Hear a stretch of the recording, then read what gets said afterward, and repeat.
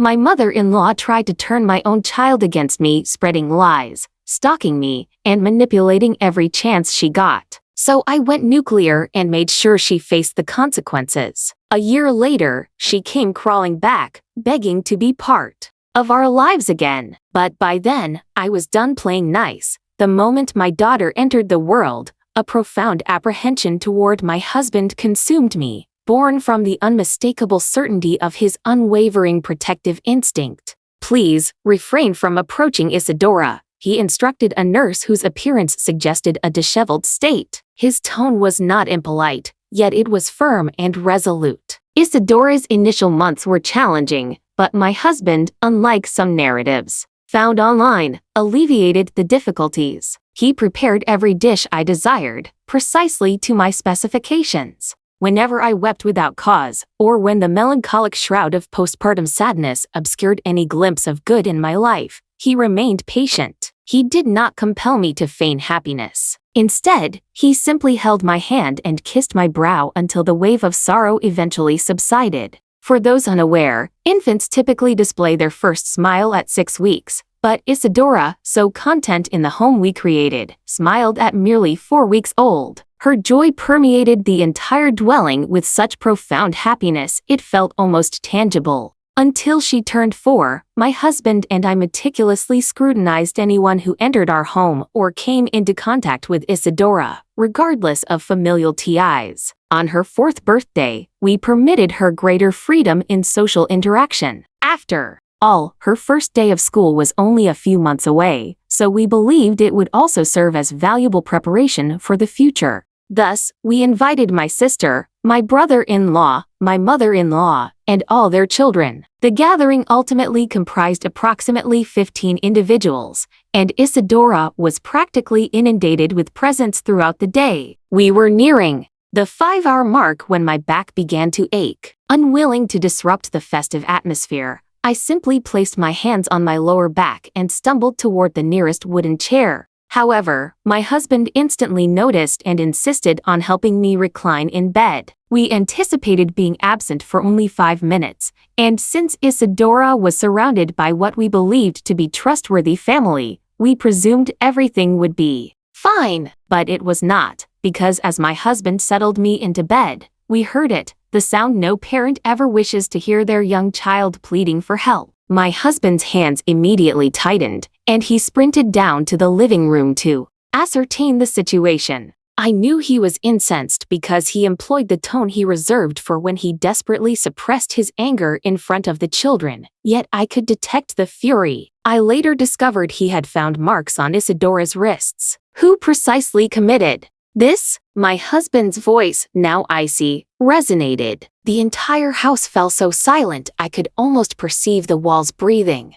"Daddy, please do not be upset. She did not mean it," Isadora murmured, her voice so innocent it brought tears to my eyes. "Darling, you must inform me who did it so I can keep you safe." There was a lengthy pause, and I presume she ultimately indicated my mother-in-law, because that is when my husband instructed Isadora to come upstairs to me before expelling everyone else from the house. She spilled juice on my garment. I heard my mother-in-law shriek, as if it were the most justifiable rationale in the world. "Consider yourself fortunate you are a woman, because that is the only factor preventing me from converting your cranium into pavement residue." Again, the entire house was silent. Isadora gazed up at me with her large brown eyes filled with trepidation. I reassured her that all was well, and none of it was her fault, that adults are always responsible for safeguarding children, and if they ever inflict harm upon a child, they must face consequences. She nodded and embraced me very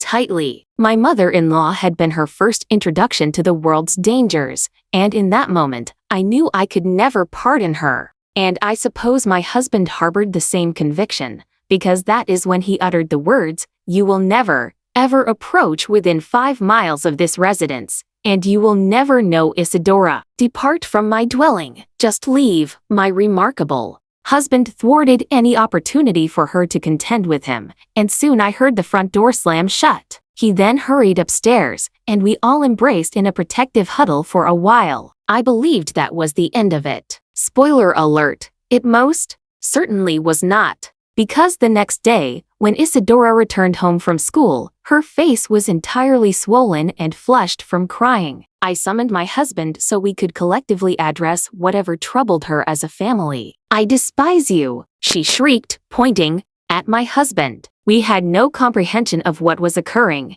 and that is when she proclaimed, "You hurt mommy. You are the worst," before clutching my hand and attempting to pull me out the front door, away from him. I crouched down to her level, held her hands, and initiated the regulated breathing exercises we had practiced together. Once she had ceased hyperventilating, she revealed the true situation. My other mommy informed me Daddy was embracing another woman. I watched as the color drained from my husband's face. You see, other mommy was Isadora's term for her mother-in-law, and she had just convinced her that my husband was being unfaithful. My husband completely lost his composure. I had never witnessed him this enraged before. He seized his phone and began pacing around the living room. I led Isadora to the kitchen for some cookies and milk while my husband made a call. I could hear him in the adjacent room, his voice trembling with fury. I attempted to divert Isadora by asking about her school day, but she kept looking toward the living room with anxious eyes. After his call, my husband entered the kitchen.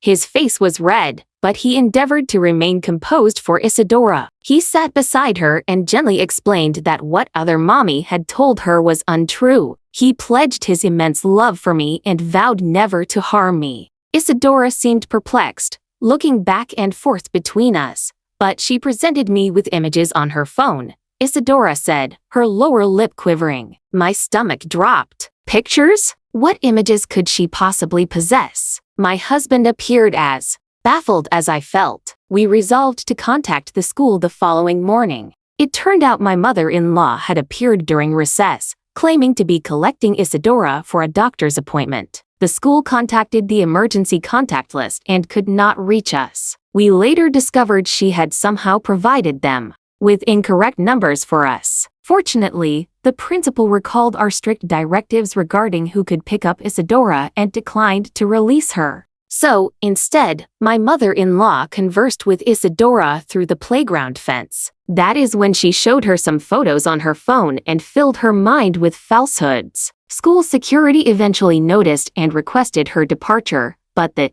damage was done. I was incensed. We immediately updated the school's security protocols and provided them with photographs of my mother-in-law, explicitly stating she was not permitted near our daughter under any circumstances. That night, after Isadora had gone to bed, my husband revealed what he had found. He had reviewed old family photos and discovered what my mother-in-law had likely shown Isadora. It was an image from his cousin's wedding 3 years prior. In the photograph, he was offering his cousin's bride a congratulatory kiss on the cheek. From certain angles, it could appear inappropriate if one lacked context. My mother-in-law had cropped it to make it seem worse than it was. The subsequent weeks became increasingly tense. We began receiving calls from unknown numbers that would disconnect upon answer. Then, packages started arriving. First, a box of chocolates with a card reading, "Sorry for your broken heart," addressed to me. Then, a teddy bear for Isadora with a note stating, "When Daddy leaves us, we still have each other." I discarded everything before Isadora could see them. My husband installed surveillance cameras around our home. We were constantly on edge, startled by every sound. One afternoon, while picking up Isadora from school, I noticed my mother-in-law's vehicle in the parking lot. I quickly took Isadora's hand and hurried to our car, constantly glancing over my shoulder. As we drove home, I observed she was following us. I made random turns, even driving through a fast food establishment, to confirm my suspicions. When she continued to follow, I called my husband in a state of panic and drove directly to his workplace instead. He was waiting outside when we arrived, and we watched as my mother-in-law drove slowly past without stopping. That evening, we sat down with Isadora and attempted to explain in simple terms that other mommy was not being truthful and that she should not be speaking with her. Isadora seemed bewildered and distressed, inquiring why her grandmother would lie to her. It pained me that our 4-year-old had to contend with this kind of manipulation. The following Monday, Isadora's teacher called to inform me that my mother-in-law had sent cupcakes to the class with a note claiming they were from us. Thankfully, the teacher remembered our warnings and called before distributing them to the children. I asked her to dispose of them immediately, unwilling to contemplate what might have been in those cupcakes. We decided it was time for more decisive action and filed for a restraining order. While awaiting our court date, matters escalated further. My sister called to inform me my mother-in-law was disseminating rumors within the family that my husband was abusive, and that was why she was attempting to rescue Isadora and me. Some relatives actually believed her, and my social media messages filled with concerned inquiries. I posted a detailed explanation of what was transpiring,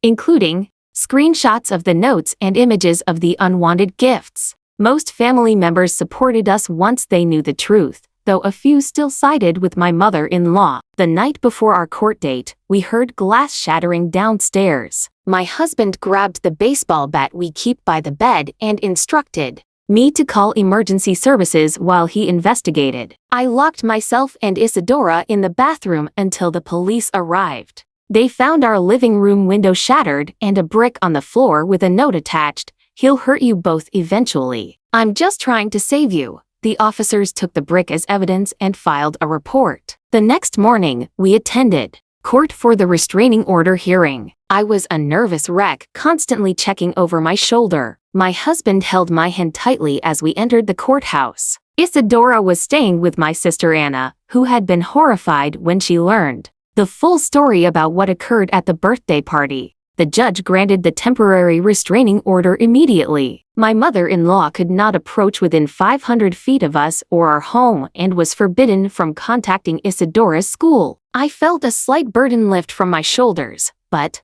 I knew this was merely the beginning. When we arrived home, a business card was tucked into our door from a social worker named Rachel. She had left a note asking us to call her regarding a welfare check for Isadora. My stomach sank. I immediately called and spent almost an hour explaining everything. She was understanding but stated she still needed to visit for an official assessment, which we scheduled for the following day. I barely slept that night, worrying about all the ways my mother-in-law might try to discredit us. Rachel arrived promptly at 10 o'clock a.m., professional yet affable. She conversed with Isadora alone for about 15 minutes while I nervously cleaned our already immaculate kitchen. Afterward, Rachel assured me she had no concerns about Isadora's well-being and would file a report stating there was no evidence of any abuse or neglect. She mentioned that false reports were taken very seriously and could result in penalties for the reporter. Just when I thought things might calm down,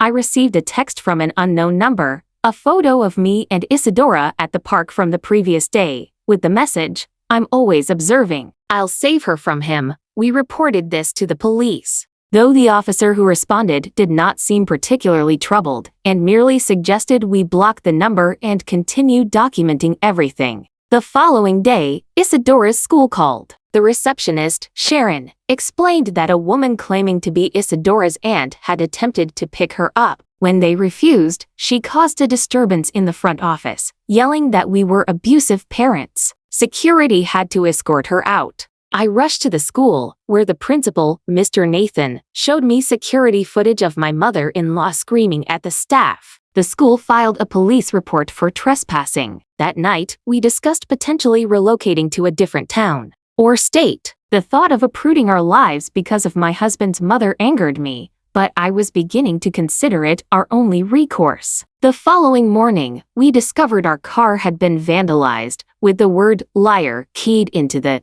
driver's side door and one tire slashed. The responding officer was more empathetic this time, taking photographs and suggesting additional surveillance cameras for our driveway. Later that day, my sister Anna called in tears. My mother-in-law had appeared at her workplace and created a scene, accusing her of enabling abuse by assisting us. Anna's boss had to call security, and she was humiliated and frightened. I contacted other family members to warn them they might be targeted next. Most were supportive, though my cousin, Bobby, suggested we should simply allow my mother-in-law to see Isadora to maintain peace. I ended the call. The stress affected all of us. Isadora began experiencing nightmares and wetting the bed, something she had not done since she was 2. My husband constantly monitored the security cameras, while I found myself flinching at every sound and peering through the blinds at any passing vehicle. 2 days later, I was grocery shopping with Isadora when I noticed my mother-in-law staring at us from the end of an aisle. I abandoned our cart, took Isadora's hand, and rushed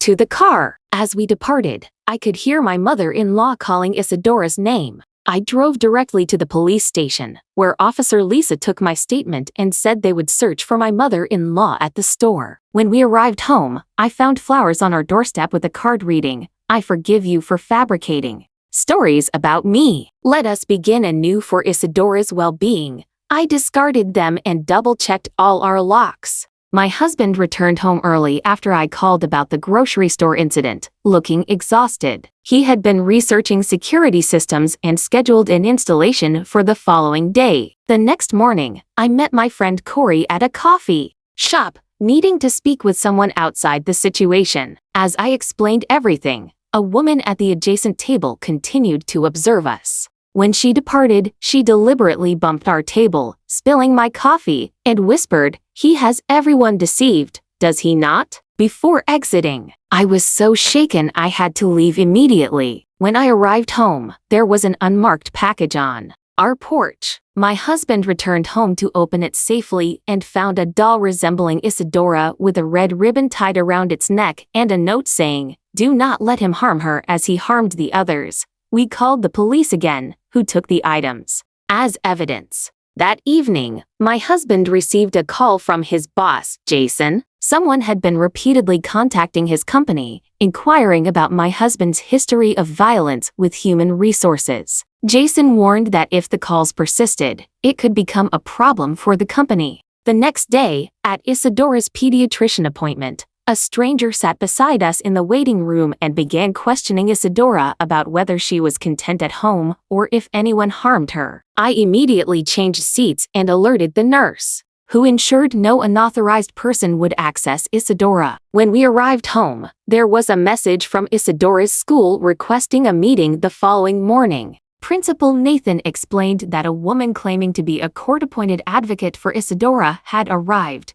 demanding access to her records. She had presented forged documents that initially appeared authentic. Security footage revealed it was not my mother-in-law this time, but the daughter of one of her friends. She was now recruiting others to assist her campaign against us. That afternoon, my sister called about a fabricated social media profile using her name that was sending friend requests to family members and posting dreadful accusations about my husband. My husband contacted his IT specialist friend, Benjamin, to see if the profile could be traced. Later that day, I noticed an unfamiliar man photographing our house. I activated our security system's panic button, which automatically contacted the police, though the man fled before officers arrived. They advised us to post "no trespassing" signs to strengthen any future trespassing claims. That night, as we were reviewing evidence for our permanent restraining order hearing, all the power in our house suddenly went out. My husband discovered someone had deliberately severed our power line. The police suggested we stay elsewhere until the hearing, so we checked into a hotel under my maiden name, telling Isadora it was a special vacation. From the hotel, I received a call from someone claiming to be Abigail, a newspaper reporter, working on a story about family court issues who had heard about our case. After I declined to comment, she texted that my mother-in-law had quite a story to tell and asked if I wanted to share my side. My husband called the newspaper and discovered they had no employee named Abigail, just another of my mother-in-law's deceptions. On the day of our permanent restraining order hearing, we left Isadora with my trusted friend Sean. As we drove to the courthouse, we noticed my mother-in-law following us and called the police, who met us at the entrance. In court, we presented all our evidence while my mother-in-law represented herself, making false claims about my husband's non-existent history of violence. The judge granted the permanent restraining order, extending it to 1,000 feet,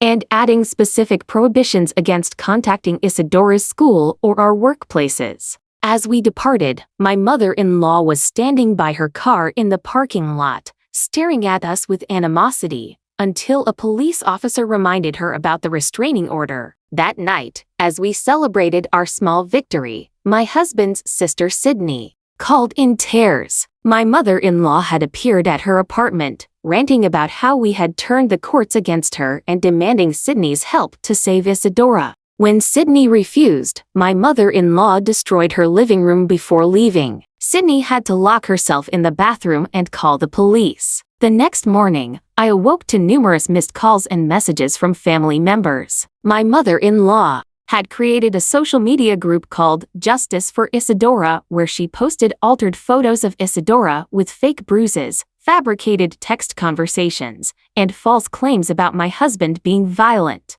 Though most relatives recognized the falsehoods, some were asking questions. My husband immediately contacted our lawyer about this defamation. Meanwhile, Corey texted that he had seen my mother-in-law at the grocery store, showing strangers photos of Isadora and weeping about her abusive son. When he confronted her, she hurried away, but not before receiving sympathetic looks from several people. That afternoon, Isadora's school called about another incident. This time, my mother-in-law's friend Donna was outside the playground, attempting to speak to children through the fence, showing them pictures and asking if they had witnessed any bad things happen to Isadora. Police arrested Donna for trespassing. As they escorted her away, she shouted, "The truth will emerge. You cannot conceal it forever." My husband's workplace situation worsened when someone sent company-wide emails linking to the Justice for Isadora social media group. Though Human Resources knew the accusations were false, they asked my husband to take paid leave until things settled down. The next morning, Officer Lisa came to our door with news. My mother-in-law had been arrested for violating the restraining order after being caught repeatedly driving past our house. At her bail hearing, my mother-in-law appeared disheveled and enraged, screaming that we were liars preventing her from saving her granddaughter. The judge denied bail based on her courtroom behavior, the evidence we had presented, and her previous violations. The following week was peaceful, but it did not endure. I received a call from Donna, who had been released on bail and wished to talk sense into me. That afternoon, at an ice cream shop with Isadora, I confronted a man openly photographing us. Later, our security cameras showed the same man had driven past our house earlier. My husband's company received a letter from my mother-in-law's lawyer, threatening to sue them for enabling abuse by employing him. Though the company lawyers were ultimately supportive after hearing our full story, we received a panicked call from Sean. During the meeting, Donna had appeared at his house, claiming to be Isadora's aunt sent to pick her up. Sean had refused and immediately called the police. After consulting with family lawyer Abigail, we filed for sole custody of Isadora with specific provisions prohibiting my mother-in-law from any contact. Days later, Officer Lisa called with disturbing news. Police had searched my mother-in-law's house and found detailed plans for rescuing Isadora, including maps of her school, our daily routines, and a list of places she planned to take her. This evidence led to additional charges and a stronger case for the prosecutor. At my mother-in-law's trial, she appeared even more disheveled, with a vacant look in her eyes. When asked to plead, she launched into a rambling speech about saving Isadora from her monster son. The judge found her guilty on all counts and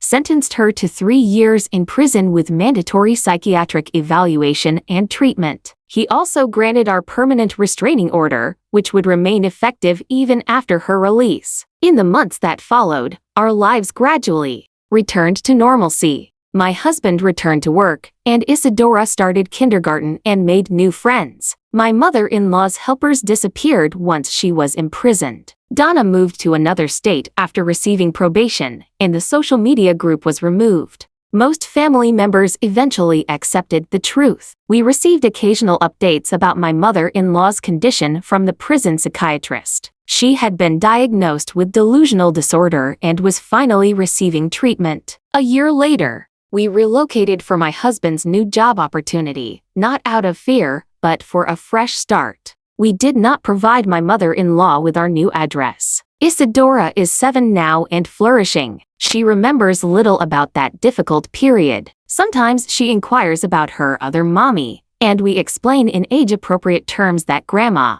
is unwell and cannot see her. Perhaps when she is older, we will share the full story. As for my husband and me, we are stronger than ever. Enduring something of that magnitude either shatters you or binds you for life.